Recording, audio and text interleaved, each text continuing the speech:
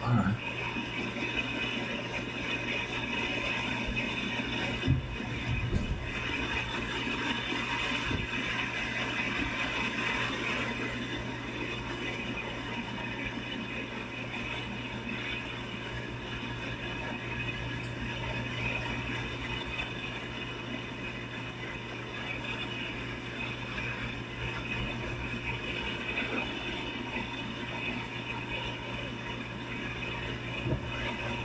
Okay.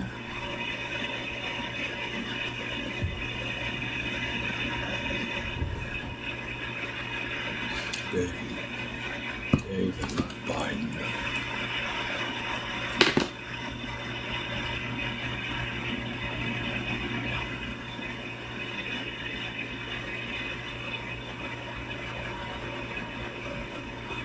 All right, see.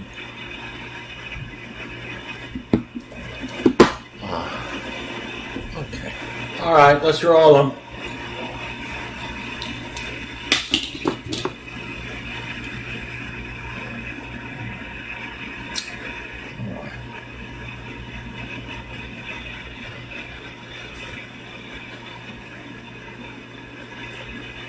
I'll give you some of my preliminary.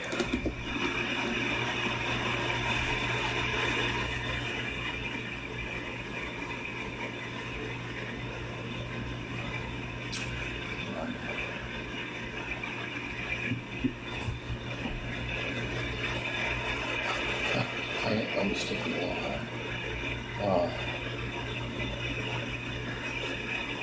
Look at this.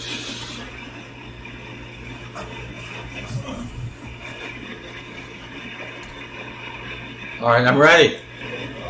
Oh, geez. All right.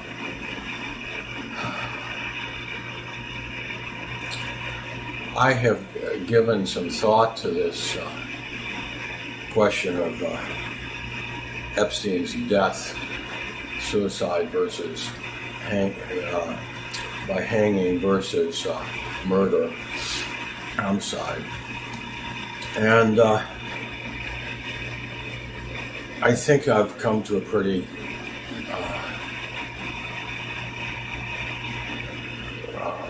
strong conclusion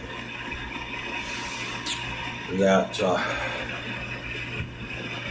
Epstein was in fact murdered with the acquiescence, at least the acquiescence of government, the pertinent local governments involved.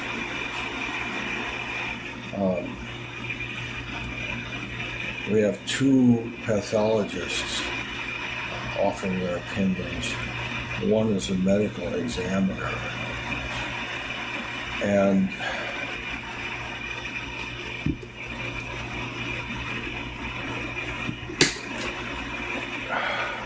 I cannot find the basis of her opinion that Epstein hanged himself. I have seen the inside of the cell, photographs thereof, and I realize, I want to explain to you that there was no opportunity for him to hang himself. See, you've got to come to me, my college education, YouTubes, if you want anything explained in this society, because this is obfuscated. You start by explaining what hanging is. Death by hanging. The man died, and it's alleged that he hanged himself, right? Well, don't you want to know how you die from hanging? Isn't that the first question to investigate? Well, what about, where's Netflix? Where's Rolling Stones? Where's 60 Minutes?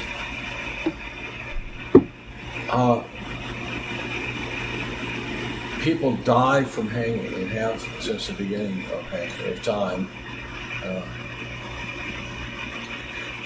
Because of the pressure, the great pressure exerted on the cervical spine, the neck spine in the neck, okay, behind your back. Okay.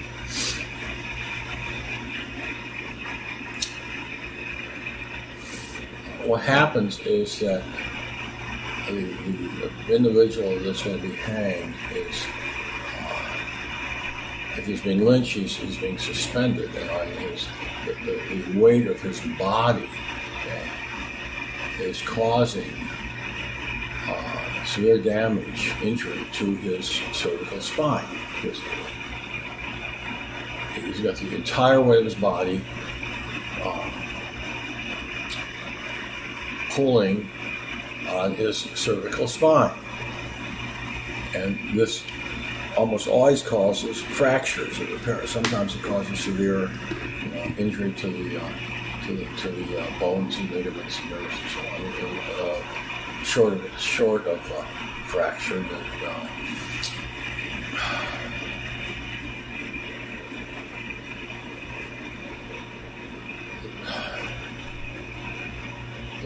when someone is hanged to the gallows, the floorboards under him, are pulled out. His body falls down a foot or two. Bang!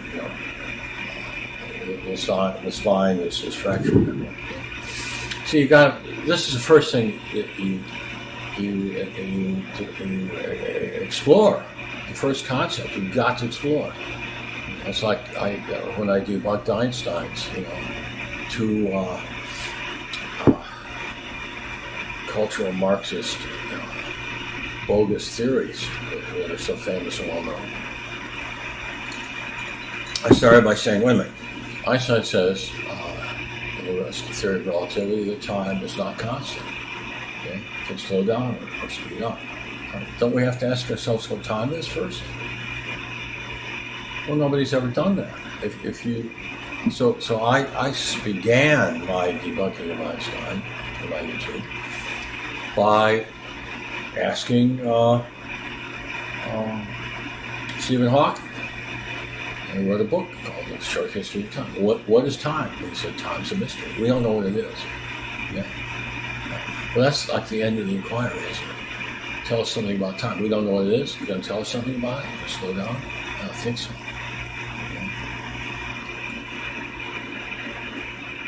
And I had something to add to reinforce Hawking.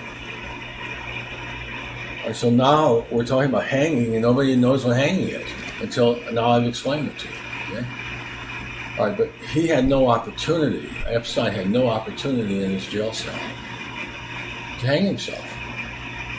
If he had jumped from his top bed, he had put a noose around his neck and tied it to the bed post there somehow, and then jumped off his top bunk, he would have landed on his feet. Nothing happening to his neck. See?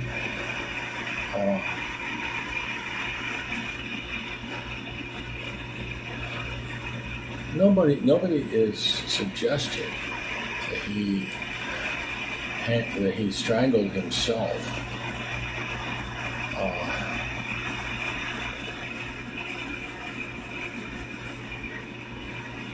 See, I don't think that's possible. Try right here. We're sitting where you try to strangle yourself. Put your hands, and I'll strangle yourself. You can't do it. Okay, but tie some around your neck, and now tie it. Says make a noose, tie that to something, and now start pulling against it. Well, before you die, what happens? You lose consciousness, and when you lose consciousness, you lose your strength, and so your body collapses, and you start breathing again. So I don't think that's plausible. That hypothesis is a plausible one. Self-strangulation, and she doesn't say that he was strangled. She says he died by hanging. Okay. Well, let me tell you something about experts in the United States. Experts are all. I have never known one in my practice for 34 years who was not acting as an advocate. And of course, medical examiners, they're advocating for their employers. No, police didn't shoot this man dead. He killed himself. The autopsy shows suicide, right? So she's supporting her employer.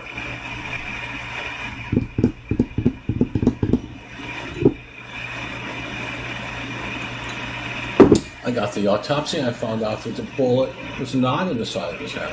He was supposed to have killed himself bad, No, it was in his forehead, right there in the autopsy. Look, we have no journalism in this country, okay? We have no journalism. We have no police. We have no FBI. It's all bogus. It's all politics and payoffs. Politics and payoffs. That's the story of the United States. I mean, our United States. Has it always been so? You wouldn't know because we've never had journalism. Anybody can get an autopsy. You can get the autopsy. It's available.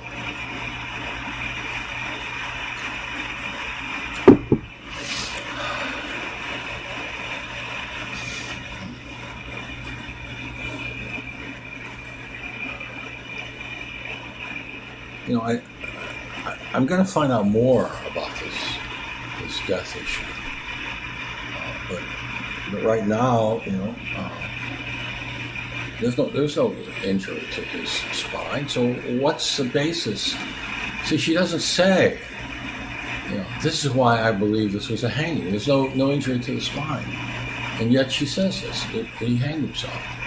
There's no opportunity in the cell to hang himself. She doesn't say what's her explanation. See, people are not explaining things. I'm the only one explaining these matters.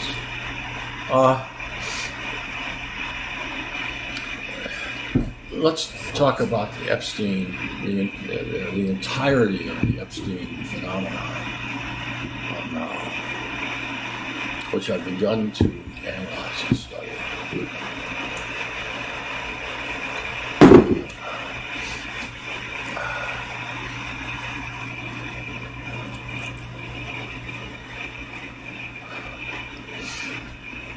We're going to expect Maxwell to tell all. Let me make this point. Everything that Epstein did would have been legal in Sweden, except the gift of the 12-year-olds that flew in and out of it.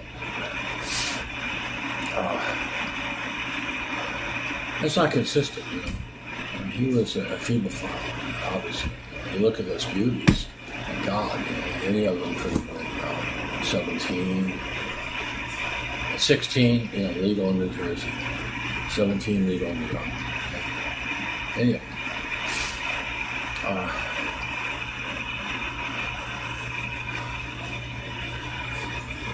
this survivor narrative. Let's just start with Epstein. Epstein was a real monster, a real villain. It's funny that journalists, when they don't understand anything, they're so right about it. They know that they know nothing about what they're writing about, but they'll just write something. You get paid to write something, so they write something. So the impression I got from reading about Epstein years ago was that he was a brilliant mathematician who used this to become extremely wealthy, make hundreds of millions in the stock market. That was the impression I got. No, he was living in a one-bedroom apartment, and he was a school teacher at a private school. And he meets Leslie Wexler, who is owner of a retail empire worth $5 billion. And overnight, he has power of attorney over the man's estate. And Wexler gives him this $100 million townhouse on the Upper East Side, just a couple blocks from Schmoolies, right? Yeah. So he's a con man, and then Wexler later says he stole $43 million from me. That's why I fired him.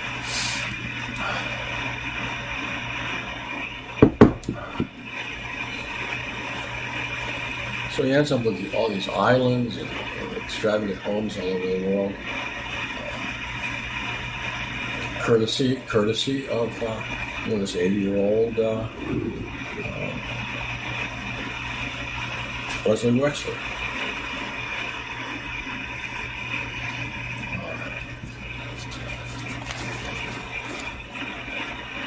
He's Epstein is also. I'm just talking about the obvious things about Epstein that haven't been really discussed. So he's a sociopath, a big-time sociopath. I mean, he's also obsessive compulsive. He wants to have sex with every cute girl in the world. He won't stop.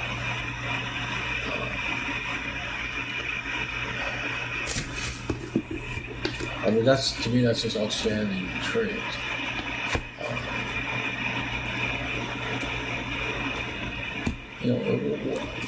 I'm talking about my own personal feelings on it.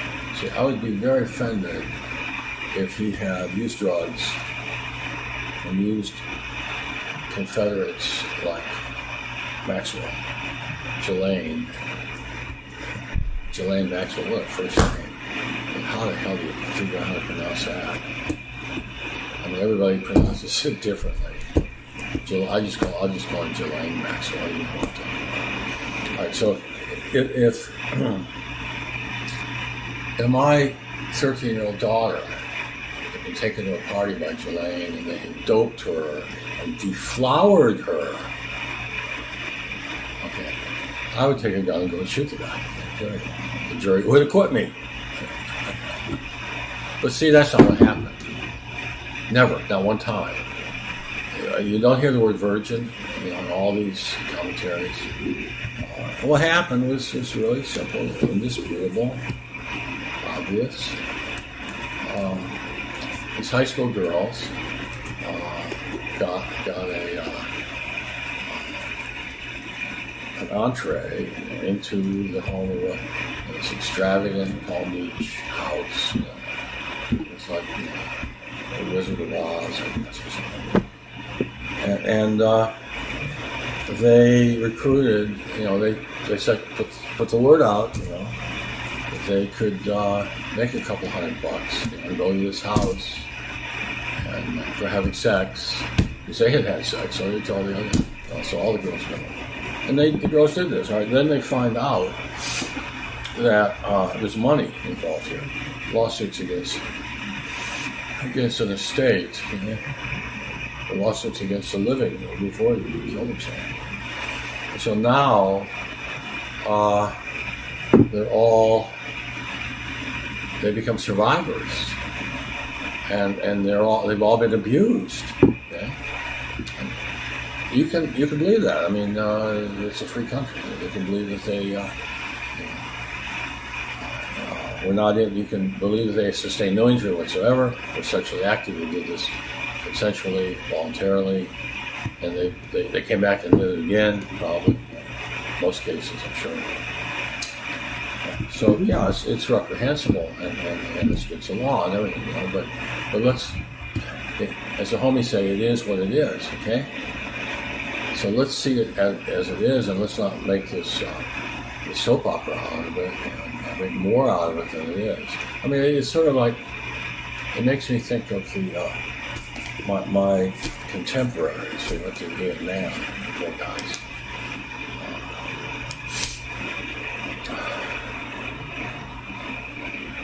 They came back from Vietnam from 2 years of service alive. They were alive. Okay? And most of them, had their arms and legs, no brain damage. And yet, virtually all of them have, I don't know if that's true, a huge, it seemed like me it was all of them, but many of them, a great number of them, I could Google it for you. I'll Google it. Had post-traumatic stress disorder, and they ended up, as drug addicts, or, jailbirds, derelicts, beggars. I still see them. Vietnam veteran, give me some money.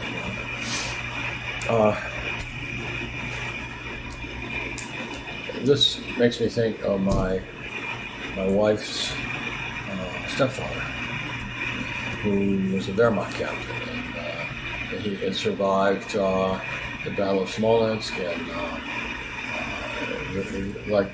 I told you the story on my YouTubes, and I'll make the case for going back and looking at all of them, but I decided it's unrealistic. People are not going to do that. And I've got their attention here with this Epstein thing. So I've got to exploit that and go back over the materials I covered in my college education. And try to be succinct and to the point, condense things down to their essences. That's what I want to do.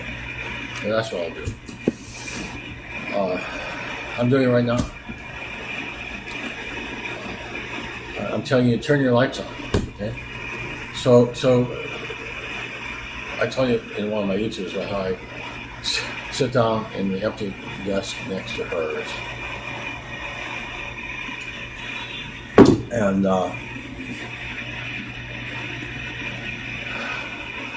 and asked her if she'd teach me German, because I was in love with Goethe's poetry and prose, and I was trying to learn German. She said she would send me home with her after classes, 3:30, I guess it was, about 3 o'clock. We walked to Ann Street to her house, a little two-story frame, and I get to know her parents, and I'm there every night for dinner. And it's the second or third, it's very early on. And they get all excited one night, and Papa Beck, her stepfather, takes his pants down, wants to show me his injuries, and one of his cheeks is half blown off. He's got shrapnel all over his body. He has a pound of shrapnel in his heart. Okay? That's what he's been told by the doctors. He has been offered full and total and permanent disability by the West German government. He refuses to accept a penny. He refuses to he doesn't complain about any kind of emotional problems, and he works the rest of his life and dies at 90, okay? That's what the Wehrmacht did. That's what the Luftwaffe and the entire German military, okay, that survived the war, and back to West Germany. Those in East Germany, of course, were a communist slave state. The ones in West Germany created the Wirtschaftswunder, which means the business miracle, and they brought West Germany back to the gross domestic product it enjoyed before the Second World War. In 7 years, from 1945 to 7 years, to fully recover from the Second World War. And I've told you in one of my YouTubes that it took, as a result of Lincoln's unnecessary depredations and devastation of the South, with Sheridan and Sherman, after he had the War won, and could have ended it in exactly 3 days, probably 2, at Petersburg. You may have heard this. It took the South 100 years to recover from the Civil War. It wasn't a Civil War, it was the last 9 months that Lincoln did in the last 9 months, beginning with the Battle of Petersburg, which he could have ended with the war in 2 or 3 days by flanking the South's meager army, flanking its eastern front.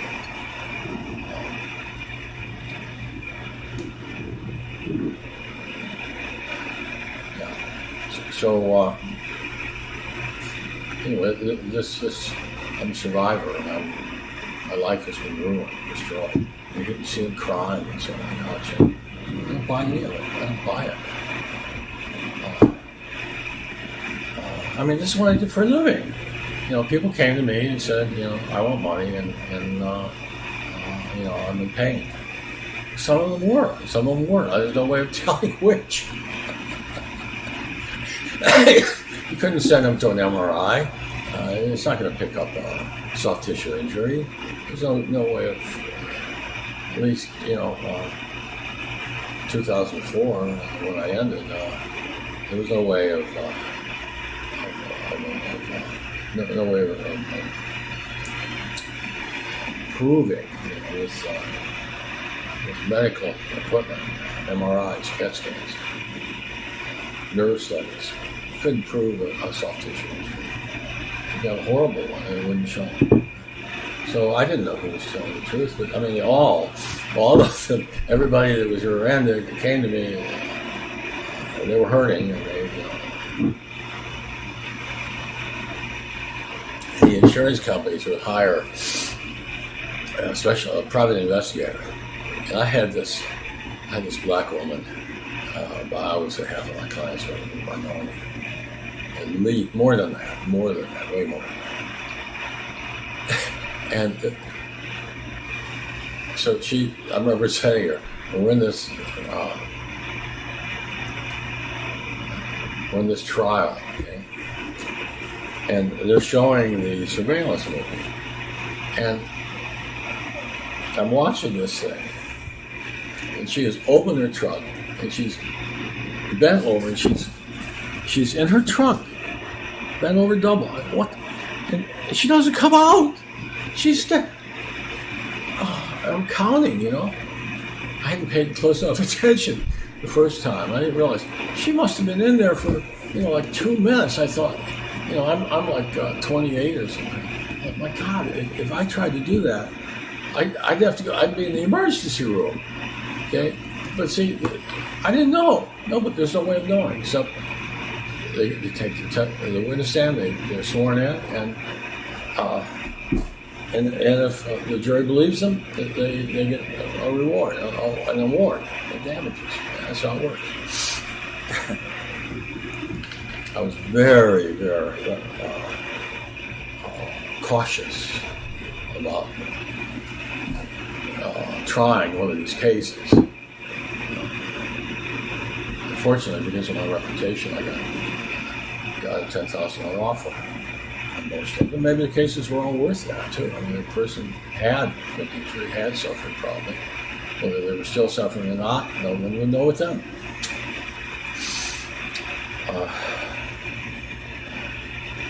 So what's wrong with the American people? All kinds of things. All kinds of things are wrong with them. Yeah. I mean, Vietnam showed. It showed there's something seriously wrong, with a large demographic, maybe the lower 50% at least. That's a demographic. And with respect to those people who were tested in Vietnam, no, there's something seriously wrong with them as a demographic. I mean, I'm sure there were, hopefully, a large percentage were. There's nothing wrong with them. They came back and they lived normal lives and they didn't go to jail. And they didn't.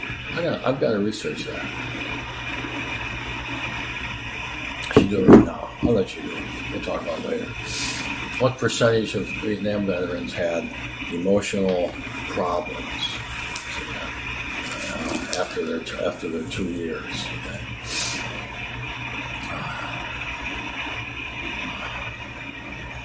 Yeah, I've got to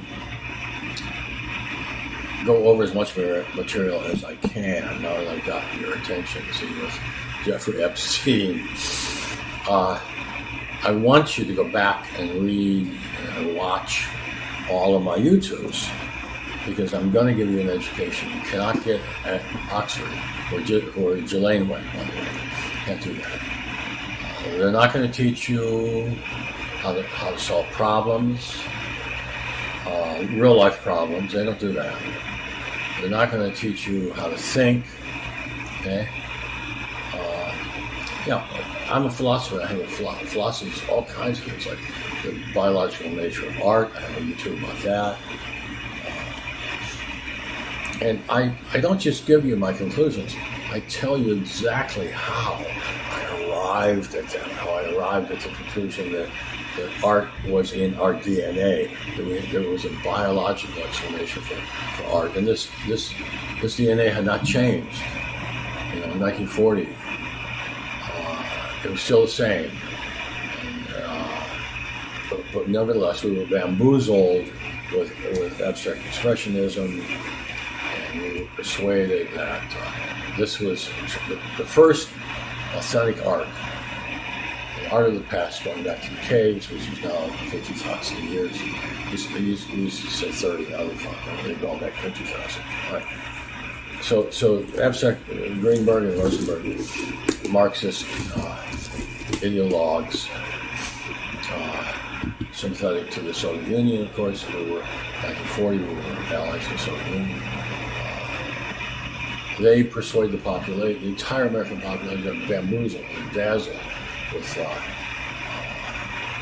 Jackson Pollock and Rothko. Look, we had a Chinese man. Who said a Chinaman? You can't do that anymore. Chinaman's chance. That's it.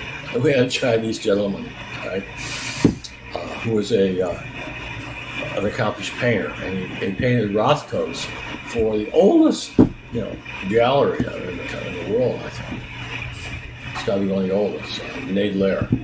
I met the owner when I was a kid in Paris. That's another story. With another lawyer, quite a bit older than I was. And he was buying paintings from this guy. I call him the Big Doctor, Steve Duke. Wonderful guy. R.I.P. Steve.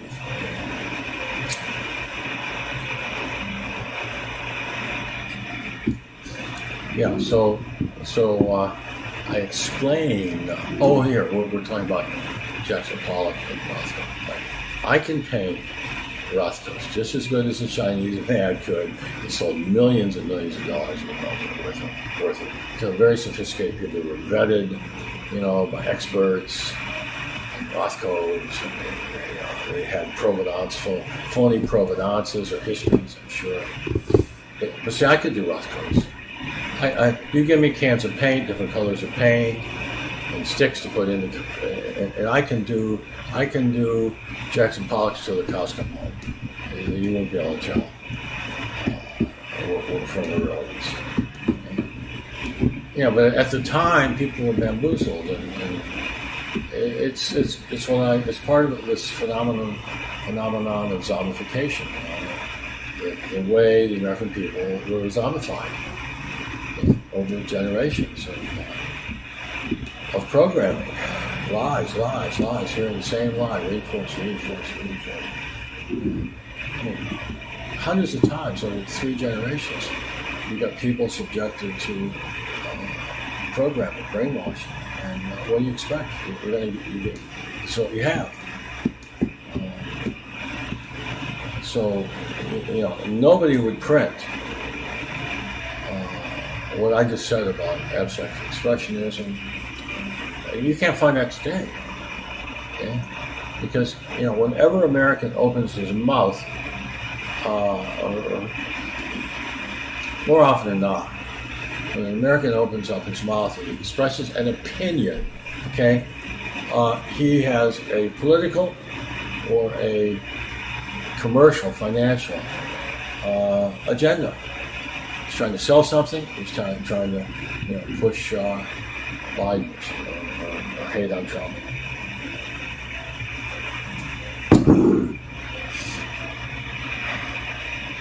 All right, so if Rosenberg and Greenberg had discovered true art in Jackson Pollock, he was on the cover of Life magazine, most popular family magazine in the country, and Jackson Pollock described as our greatest painter, living painter. He wasn't that. He never painted a painting. None of this stuff is painting. If I can do it, it's not painting. I can't do it, Da Vinci. I can't even do a Paul Klee. I thought, geez, these things are so simple. Oh, they're just like little happy little, almost cartoons. Surely I can do my own Paul Klee. So I just pick up there and I start, couldn't do the first one. Try it yourself. Look at the Twittering machine. Now you do some Paul Klees. They're so simple and childlike. Come on, surely you can do them. No, you can't. What you're looking at is genius. It's magic. Okay? You don't have it. Only he has it. Okay?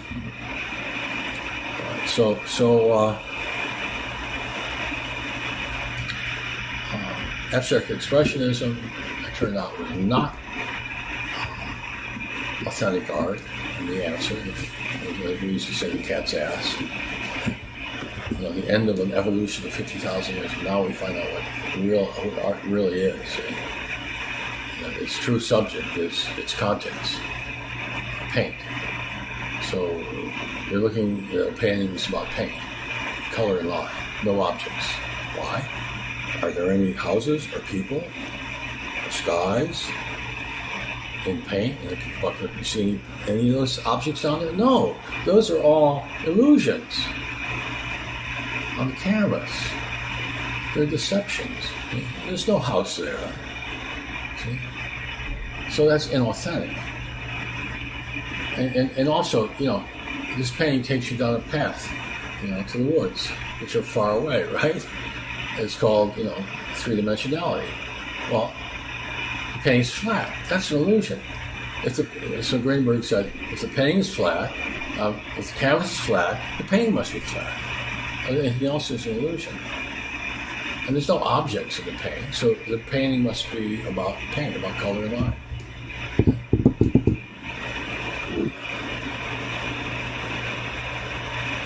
All that did was nihilistic, and it was catastrophic for art. And the result of this nihilism, this destruction of art, was cleared the way for pop art, which is the infantilization of art. When I talk about these things on YouTube, and I'm touching on it, it means I'm afraid you're not going to go back and read these things.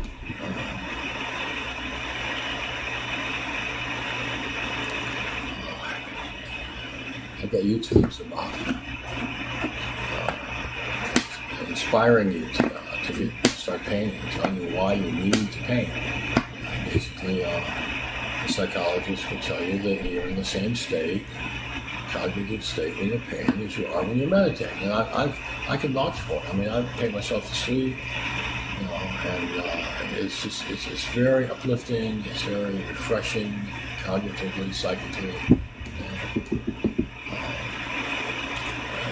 It has had an impact on my unconscious, on my daemon, and all of my successful paintings were completely painted by my daemon, D-A-E-M-O-N, my unconscious creative spirit or force.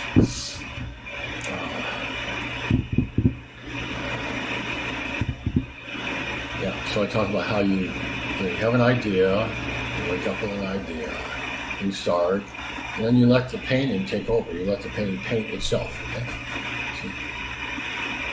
And that's what I did.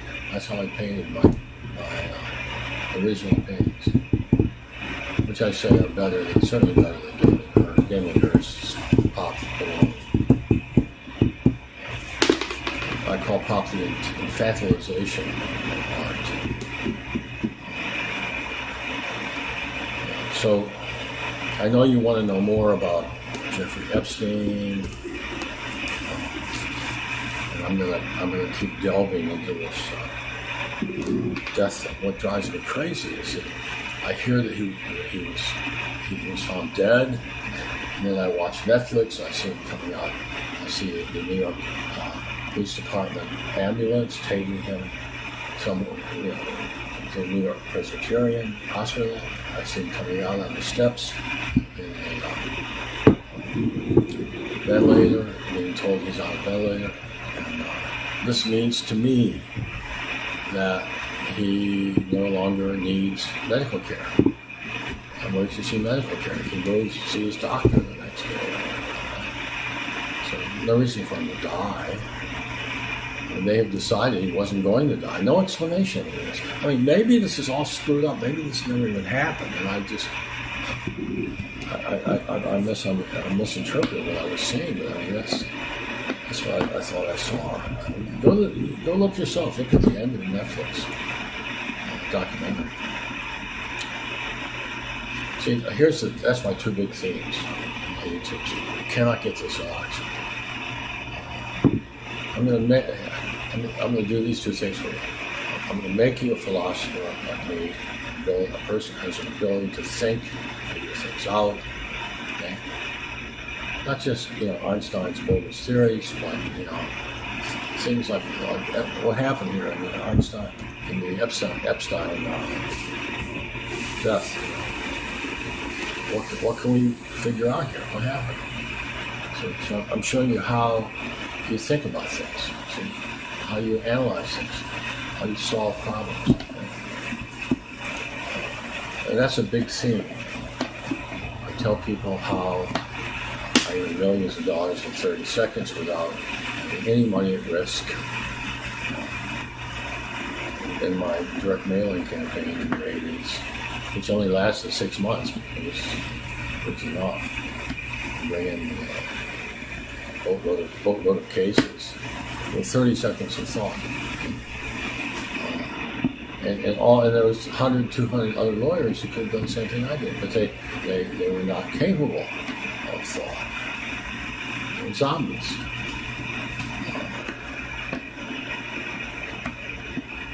So how to solve problems, how to think, that's a big theme in my YouTubes. And it's going to help you do this, I know it will. And the other big theme is, what do things mean?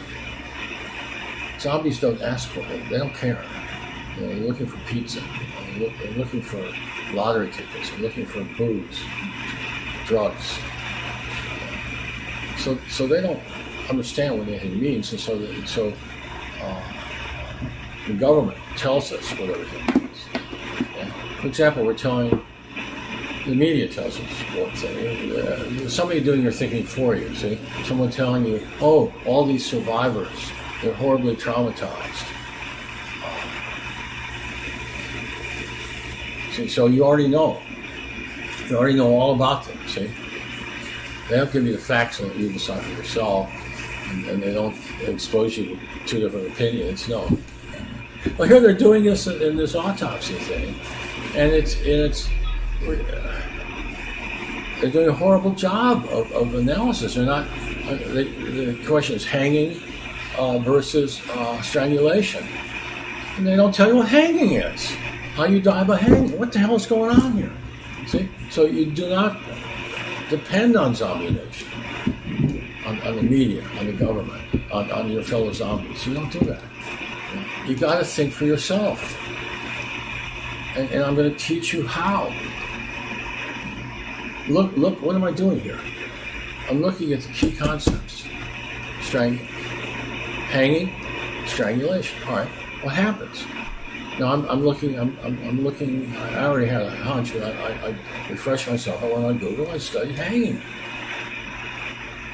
Well, why didn't the media do that? Have somebody explain that. This is what happens when you're hanged.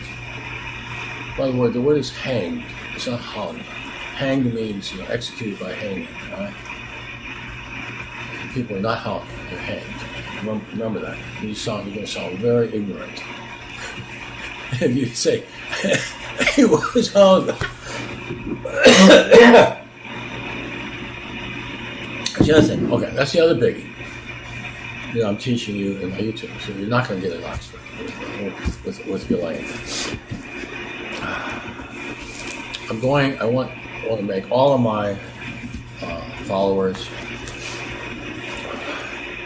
students, I want to make them all connoisseurs of all things.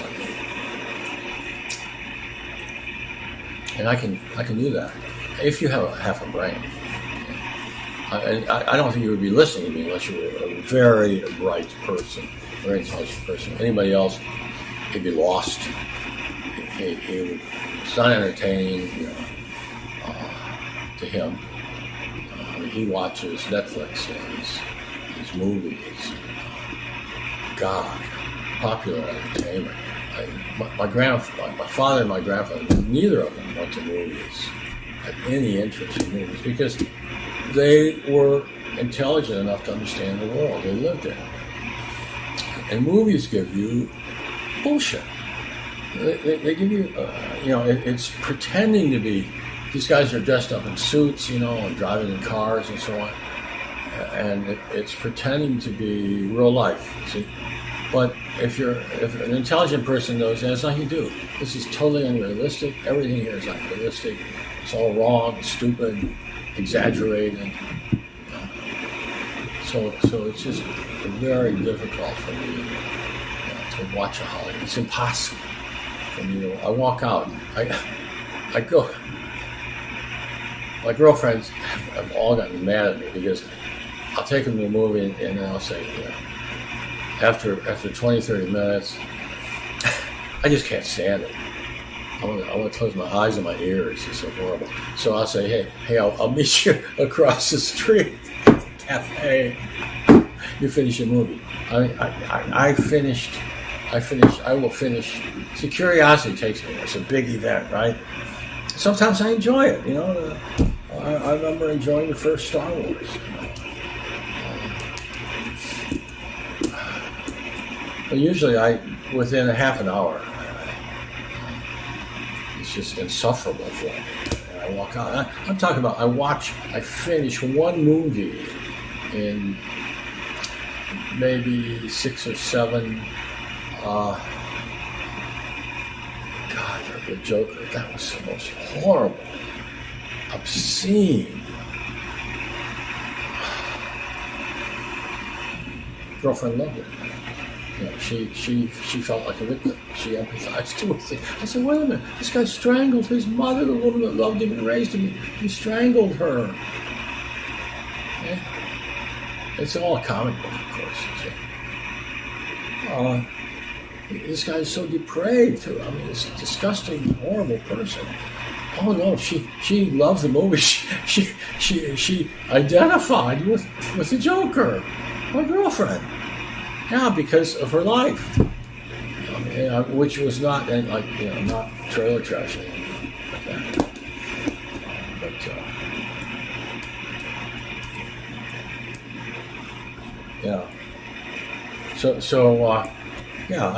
I used to be a cinephile in college. Well, I still am, but I want the good stuff. Hoosiers. Well, that was wonderful. It's wonderful. You gotta watch that. Gene Hackman. It's on YouTube. Watch Hoosiers.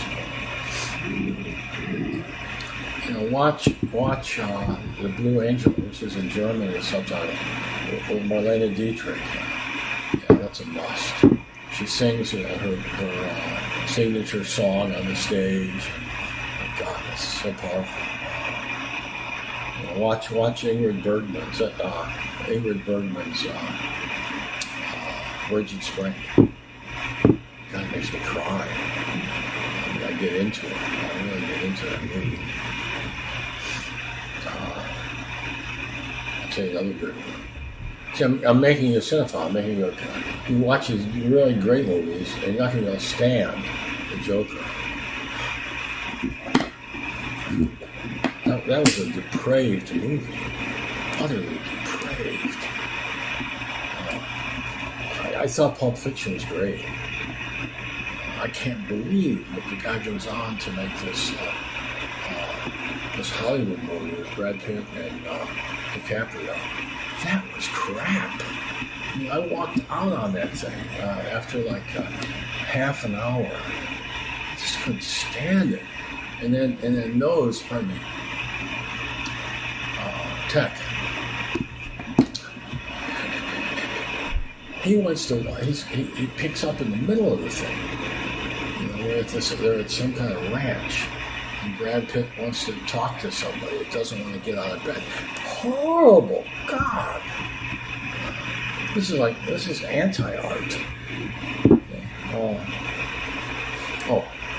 I was going to tell you that Yeah, I like To Catch a Thief. You know, it's a great actor. It's a glamour and great actor. It's a great movie.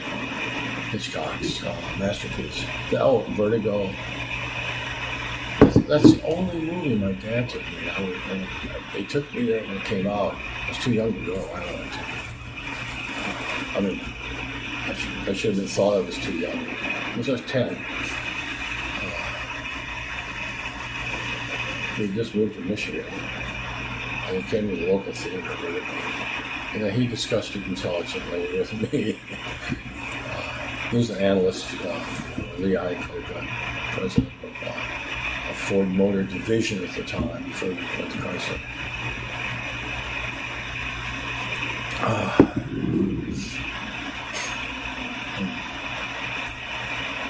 Yeah, so I want you to watch Hitchcock that I had never heard of. And my art forger buddy, Ken Perenni, put me on Frenzy, Frenzy. That's a must. That's got this black humor in it. And yeah, that's a must. So I'll watch that.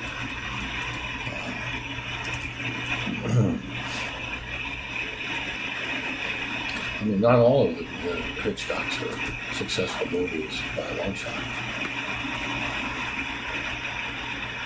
I didn't walk out of it. I turned off called Beyond the Dog or Shadow of a Dog or something like that. It really grated on me. It was just like the writer, see what you think of it. I mean, let me know what you think of it. I couldn't finish it. It just really rubbed me the wrong way. It seemed so phony. The actions of the leading man just didn't make any sense to me at all. It seemed very, very contrived and phony. It didn't ring true. It just bothered the hell out of me. So I couldn't enjoy it. I shouldn't force myself to watch it. Yeah, let's talk movies. You should become cinephiles. I must have gone as a college kid at UC Berkeley. We had Art House. That's the only movie house I went to. I saw Virgin Spring. I must have seen it 3 times. It makes me cry. I saw all those movies. Seventh Seal. Wild Strawberries is good. He was great. Gone with the Wind has incredible acting. Jeez. Jet Li and Miami. Another one to take it down. Let history alone. Leave it alone. Don't try to erase it. Try to understand it differently. It's part of our life. History this is where we come from, right? We didn't just appear here. Poof. We're here. No, we came, as I say, from a microbe in the boiling sea. And here we are, over 3 billion years later, sitting here talking. That's a biggie in my YouTube. You've got to watch the YouTube about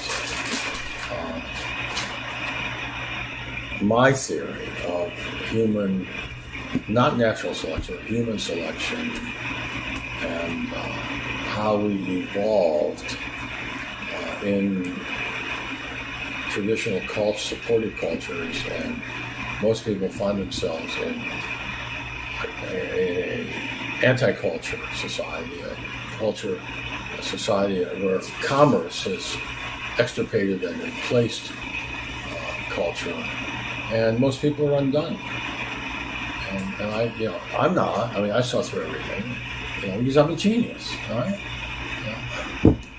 But the average person is undone by the traps and snares, okay, of our insidious, predatory society, culture of commerce, pure commerce. separating the fool from his money, taking it to the nth degree. That's my theory of genetic obsolescence, which I go into more detail. I talk about how we evolved. And as soon as we lost our first habitat, we began selecting ourselves. Nature stopped selecting us. Nature was the dogs, the herds of wild dogs, packs of wild dogs.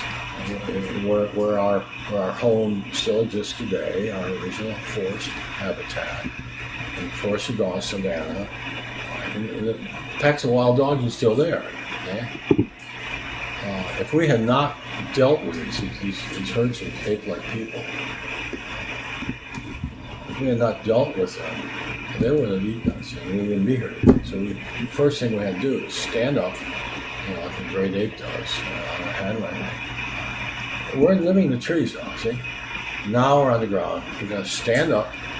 You see a gorilla running a few feet. He's right. He's running. Okay, so our families, our first family, these are our ancestors.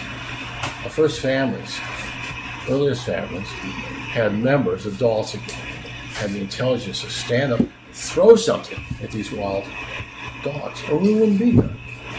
See?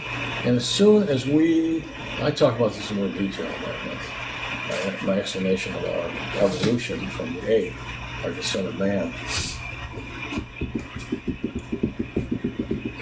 If we had not survived these apes and been eaten by them, there would be no human beings. So that's the beginning of our evolution.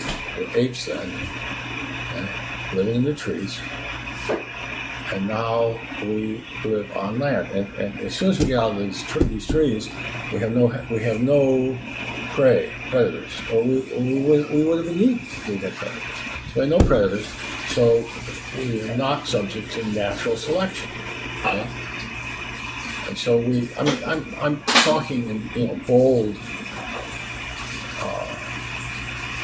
important forces. We could have been marginally affected by changes in climate or something. Like people, my ancestors getting blue eyes. No, but the major thing is that all of this evolution from ape to man was the result of human selection, humans mating voluntarily. Okay?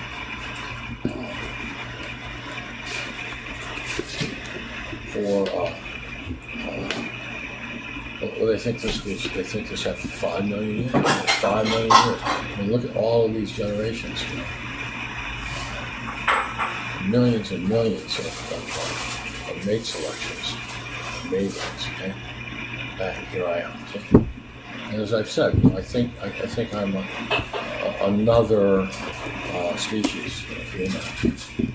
I'm so different, than like a forest pig with a 60 IQ. See? Has 100 words in his vocabulary. As his brain is 60% as big as mine. Remember now, species is a human concept. It's a definition, arbitrary human definition. Inner fertility is not the definition of a species. The donkeys and horses are not the same species, obviously. If they're infertile, we wouldn't have mules. That's how we get mules. And they're sterile. So just because you're infertile doesn't mean you belong to the same species as another human. So I want everyone to be, in the future, become as much like me as possible. And I've talked about this. I mean, the benefits. Never had to work in my life. I found something very quickly that I could do as the greatest living poet. I knew this. The world's going to embrace me. No. It's not like that. It's competition. It's a cage fight. I worked with a poet who was supposed to be my professor. I took over the class. He's in Berkeley, and he resented me deeply. He tried to get the kids saying, "Hey, this poem's so good. This poem is like sounds like a verse in a Christmas card," and they would boo him down. And these kids were as good as he was, as far as writing poetry. All right, so I'm talking about being a member of a different species. So I found something very quickly that I could do. Not very quickly.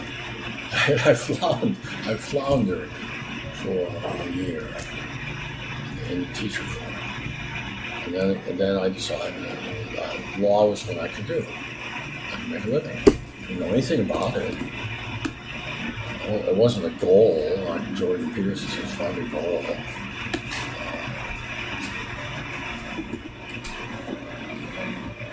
I wonder how many people like me that can't, they'd like to be doing a lot of them.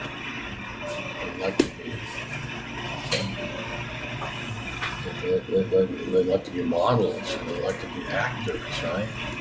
I mean, half of them, half the kids. So my situation was common, and so I figured out I could be a lawyer, and I never had to work. You see, I met this Harvard Law School grad who had been with a big firm here in Manhattan for 10 years, didn't make partner. And I told him about how it was hideous having to be subordinate to another lawyer. And I was on the verge of killing myself before I continued doing that. I went through three of them in 2 years and 4 months. I bought accidental death life insurance for $300,000, fearing that I would actually kill myself if I couldn't go back, if I couldn't make it on my own. So it was do or die for me. It should be do or die for everybody. You should have that attitude. Do or die. And it turned out to be a cakewalk. It turned out to be nothing but fun. I'd never worked. I never worked 40 hours in my life as a lawyer. I figured I averaged maybe 10 hours a week.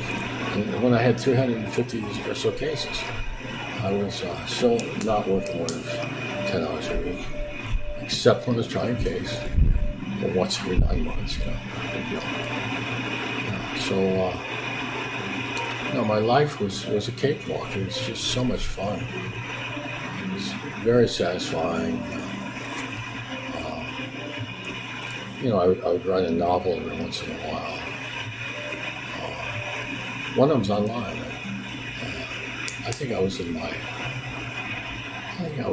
20s when I wrote Fergie. It was online.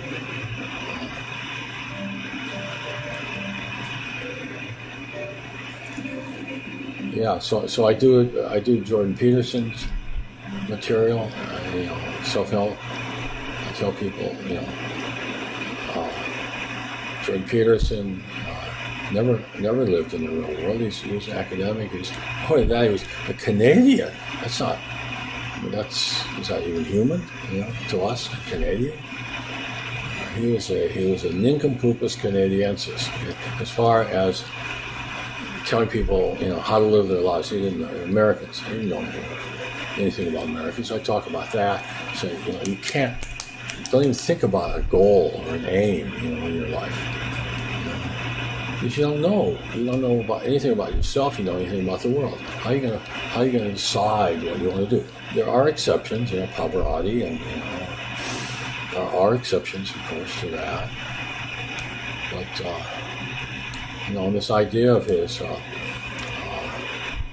shoulder responsibility. Young men come to my seminars in droves, my talks in droves, because we're pack animals. We want to bear, we want to pull a load.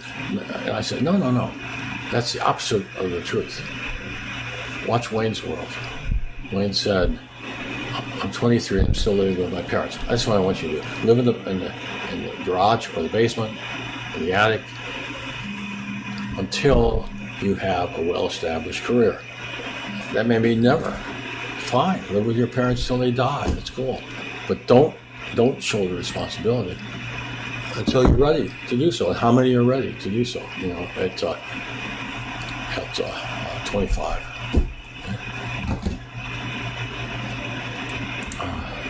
I mean, with this recession and all this that they went through, and then this self-imposed, self-inflicted recession we're going through now. How many 25-year-olds are ready to start families? This is such a different world. I'm going to talk to you about what the world was like in the 60s when I was going to UC Berkeley. What people were like, and how life was different then. So very different than it is now. I'm going to talk about. I'm going to teach you how to be a connoisseur of all things. I'm going to take you by the hand and lead you, through the map. And through the Guggenheim, and teach you how to find the great paintings, the best paintings, and appreciate them, and thereby develop connoisseurship. That's how you do it. We're going to do that. I'm going to get you started in painting as a psychotherapy. I've done YouTubes on this, but I'm afraid you're not going to go back to them and watch them. And please subscribe to me so that you know that I'm going to be talking to you, so you can be there.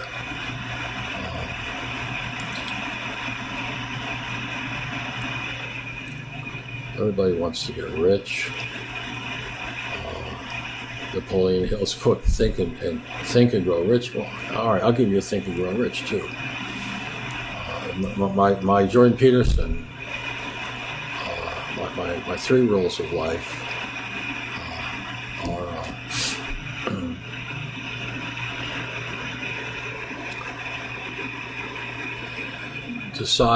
try to decide what you want to do with your life, okay? And that's a very hard decision, but that's the most important one. Try to determine what you want to do with your life and emphasize your abilities. Don't everybody wants to be an actor. I mean, everybody wants to be, Cary Grant, or Marilyn Monroe. But what can you really do? What are your aptitudes? What do you think you enjoy doing? All right? So try to figure out and decide what you want to do with your life. You may be, in the middle of undergraduate school or graduate school, and you still haven't figured it out. But that's the first question you got to answer. Most important. Okay. The second one. I don't want you taking any responsibilities, which is Jordan Peterson's. Jordan Peterson is a nincompoopus canadiensis, man. What a fool. I mean, I agree with all his political stands, about free speech. I agree with all that stuff. That's like 90% of what he's talking about on YouTube. I agree with it. But his advice, it's all screwed up because he doesn't know anything about being an American.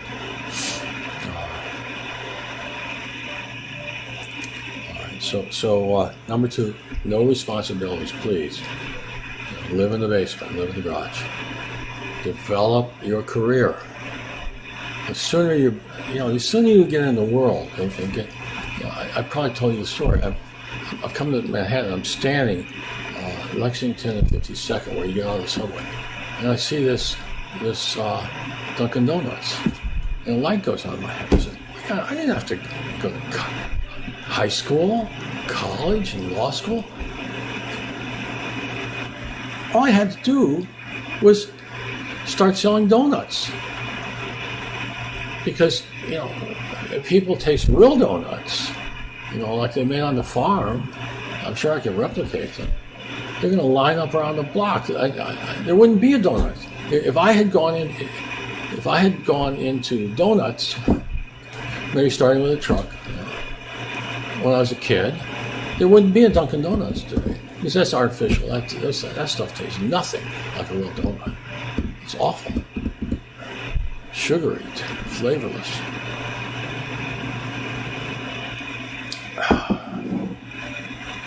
Finding good food with good flavor is not easy today, I'll tell you. I mean, I'm in New York City. It's not easy. You want a reliable, good meal. See, I got the best food in the world from the age of 17 for the rest of my life. Food that had come down through 200-300 years, recipes with a wife that was a genius cook, absolute genius. But if you want reliably good food in New York City, do not just walk into a restaurant because you think it's glamorous. No, don't do that. There's a very small number of really good reliable restaurants, and La Bernardin is I think probably the most reliable. Daniels and Robuchon. Yeah, so that's the caliber you've got to go to if you really want to be sure that you're going to get flavorful food, good food. I'm so furious about this lockdown thing. I mean, what it proves there is you don't rely on experts, especially medical experts. You don't rely on them. Okay? See, they had an agenda, to tank the economy, to get Trump defeated. That's what they're still fighting for that with this Paquinol, anti-malarial, hydrochloroquine. I mean, that was pure Soviet-style propaganda. Terrified people. Don't use this. This will kill you. All right. My best friend, Ken Perenyi, the guy who wrote. You gotta read his book. It's a great book. Caveat emptor. I gave him the title, and I helped him very minimally, very minimally, to write it. He had been going to Africa.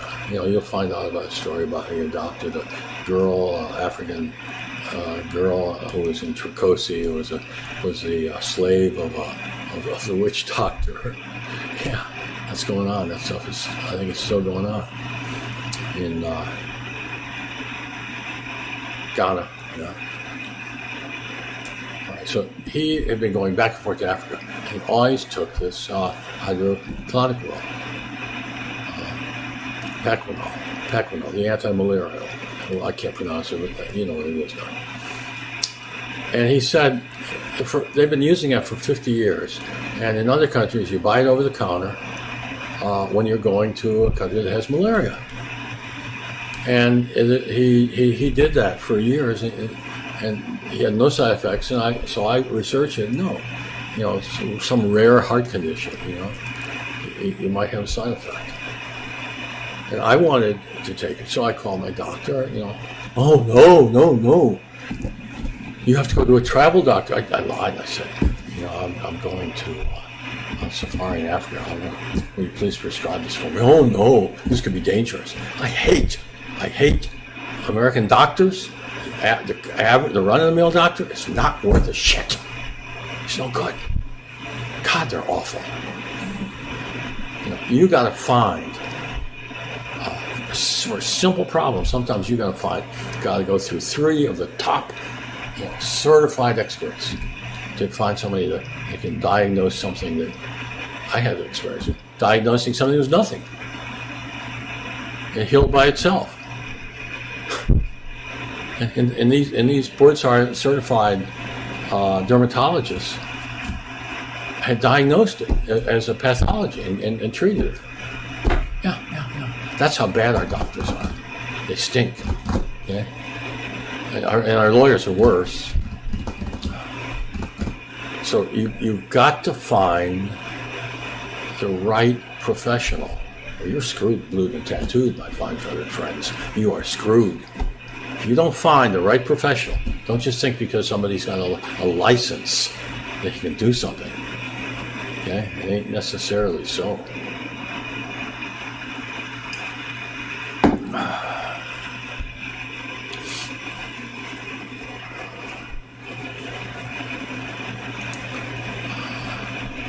Man, I'm almost 100 years old. You got to remember that.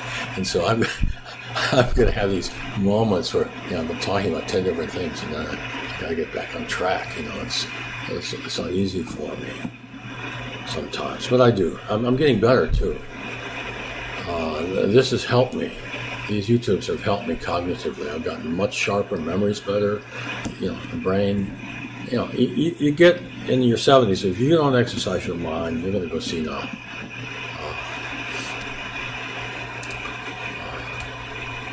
So this is as good for me as it is for you.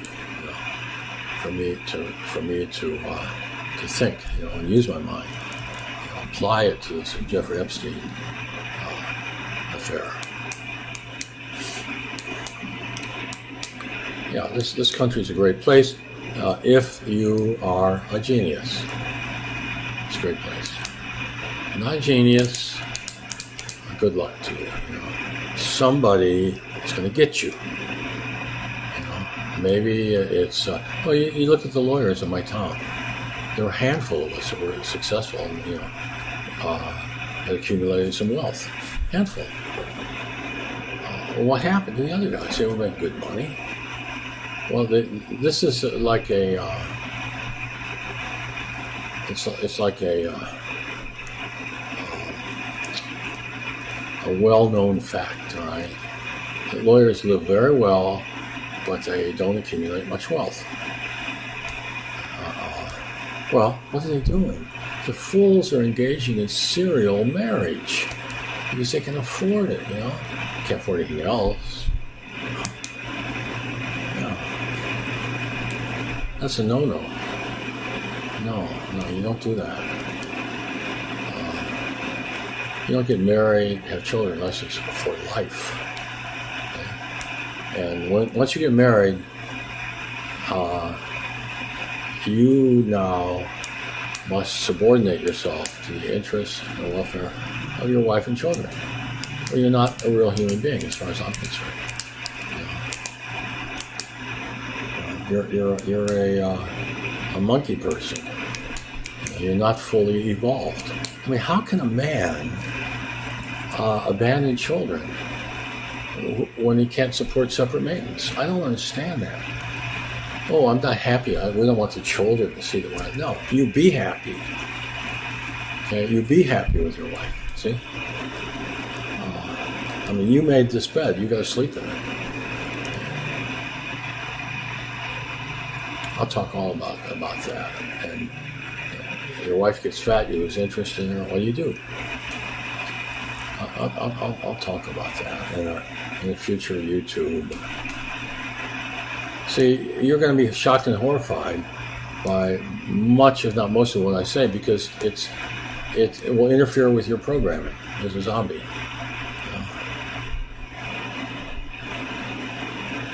And as I've said, I don't want anybody hyperventilating, stroking out on me. No. I don't want that.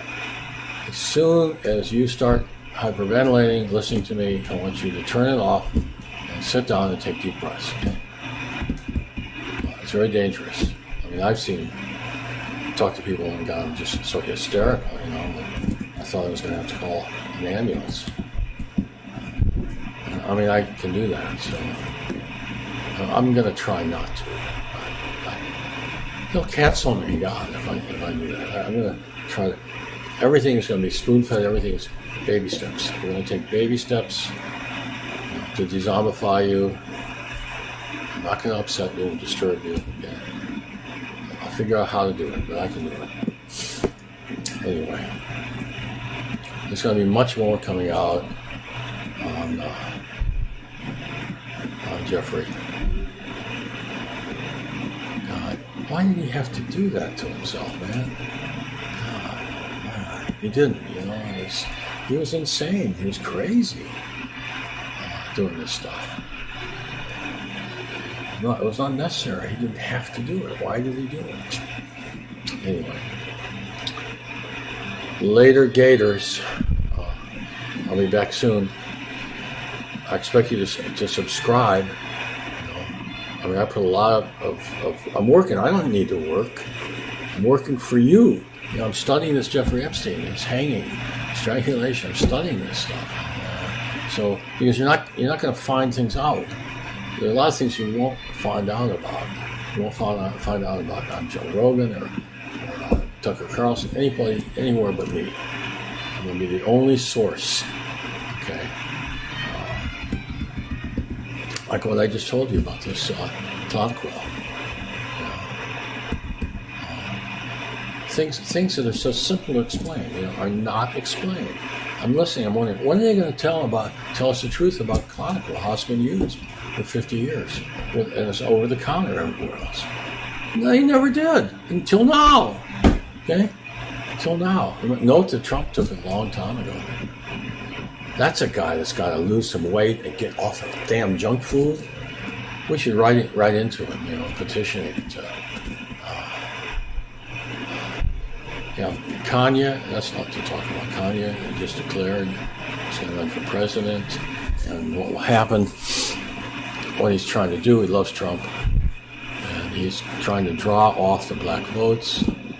And he doesn't have to draw off all of them. He draws off half of them. And goofball Biden, he's down the tubes. He's sunk. Biden's got to get all of the black vote.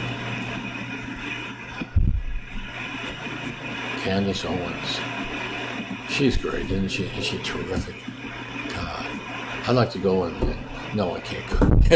I can't go and be interviewed by Candace Owens. No, I'm telling too much truth. I'm trying to sugarcoat it in my YouTubes. But how do you sugarcoat the fact that this concept, this new concept I've introduced as a thinker, the representative sample. You see 5,300 people on YouTube in Wells Fargo committing grand larceny, stealing $100,000 over 10 years. And you ask yourself, are they a representative sample of the lower 60% demographic of the American people? Ask yourself that question. And then go and look at my YouTube on it and see how I answer the question. So this, our people are a mess. They're sociopathic. They're disloyal. They inspired. I don't just. My claim to being the greatest living poet and therefore the greatest living artist is based on my farm poetry. Some of I've read it and I've compared it in my YouTubes to Frost, Road Not Taken, and Snowy Evening. And concluded I'm at least as good. These my farm poems, but I love my modernist poems. When I think of Americans, it caused me to write. I don't write poetry. I conceive the poetry in my unconscious. I think in my sleep. So this poem does not refer to any particular race. Okay, it refers to my belief about how we evolved from monkeys living in trees to what we are. In my case, an advanced new species of human being. Okay, so that's what the poem refers to when I call it, when I see the monkey people. It doesn't refer to any race, it refers to all races. It's a kind of a shoe. If the shoe fits, wear it. And we're talking about tens of millions of people that can wear the shoe. When I see the monkey people, I'm going to go through this in my mind, make sure I have it all.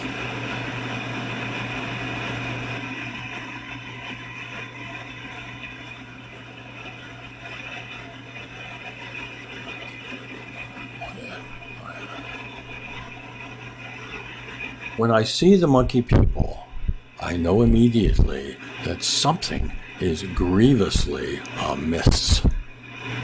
I want to help, but don't know where to start. Intelligence, dignity, loyalty, ambition. From whence, sweet Jesus, is all this to come? So that's my attitude.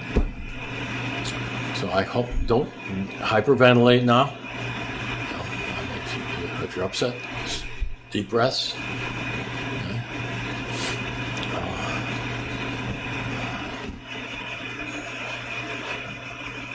I want to get to the bottom of this Epstein thing, this Epstein death thing. I want to really put the nails in the coffin, bang it off. I want to close this thing airtight. So I'm going to keep working on it, and I'll get back to you with my